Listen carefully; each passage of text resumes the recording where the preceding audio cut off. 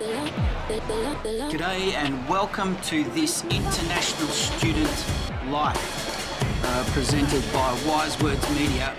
You're listening to The Bloke Who Walks, and it's the Spotlight series, and this week we're shining a spotlight on your first week in Melbourne. So say g'day to Melbourne and congratulations, you've made it back.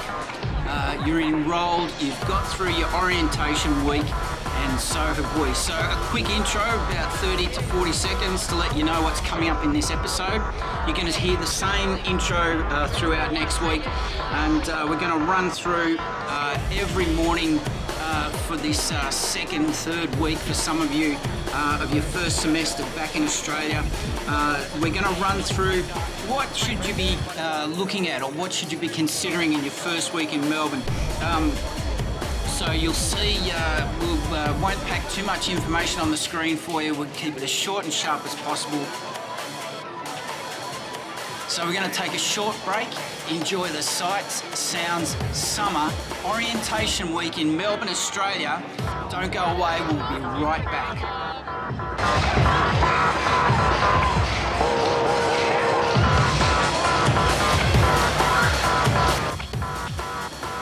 It's another episode of the Spotlight series. We're shining a spotlight on your first week in Melbourne. So let's say g'day to Melbourne.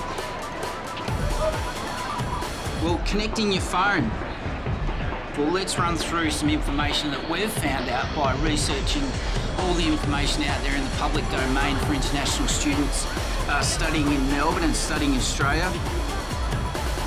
You can either buy a new phone from any retail outlet. They're everywhere, in every suburb, every shopping centre, or you could use your current one, especially a good idea for those of you that use iPhones, because they're pretty expensive, aren't they? Well, why not buy a new SIM card and just put it in your current phone? You'll also have the option of getting a prepaid or a monthly plan. Now, I'm not too sure how things work overseas, and also there's prepaid cards, of course. If you don't have a smartphone,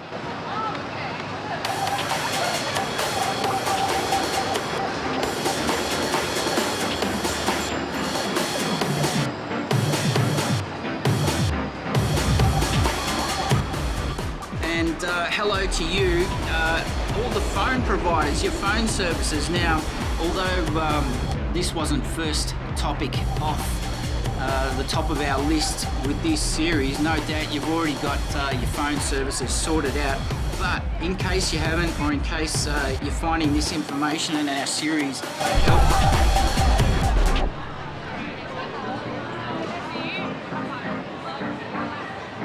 but you can find out all the information you need about communications and technology through your international student support team. They're the best people to talk to. They're only too happy to help you, and guess what? Yeah, we've said it before, they're paid to help you.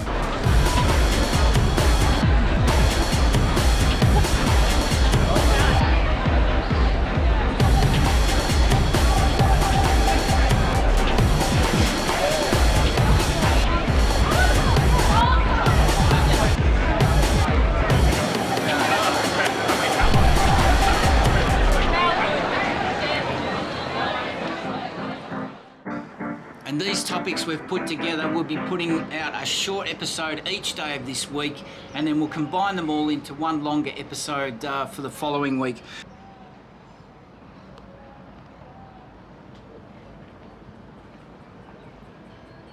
And these are just suggestions that we've been researching through all the material available in the public domain, especially from all the different universities.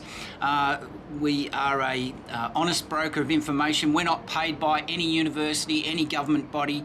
We're purely independent, so you can take it from us.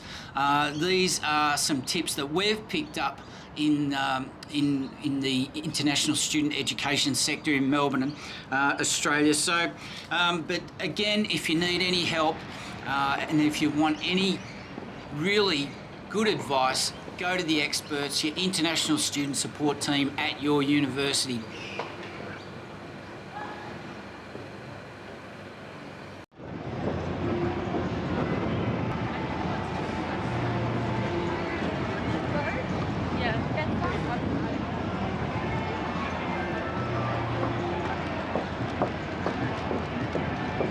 that's all we have for you now in this episode. We've somehow managed to fit all the information in. The other thing I would like to say and just remind you is that this channel is, we are based in Melbourne, Australia. We have Wise Words Media has a lot of experience in international student education, creating marketing, video and audio content for international students. We also have a lot of experience settling people from overseas into life in Melbourne since 1979. We love showing off Melbourne, and we love helping people get familiar with everything this city has to offer. So make sure that you make the fullest of everything life in Melbourne has to offer through your university. Your international student support team has many activities throughout the year, not just orientation week. There's many things to take advantage of, many clubs and societies.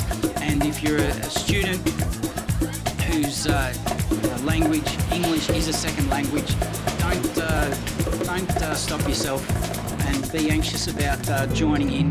Get involved, practice your English, find conversation clubs, and we'll wrap it up there. You've been listening to This International Student Life. We're based in Melbourne, Australia, and we want to thank you for joining us in this episode, and make sure that you subscribe, hit the notification bell.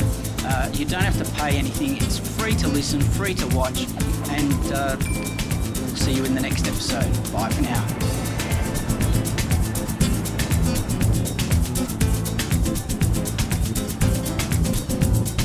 This video contains nil paid promotion.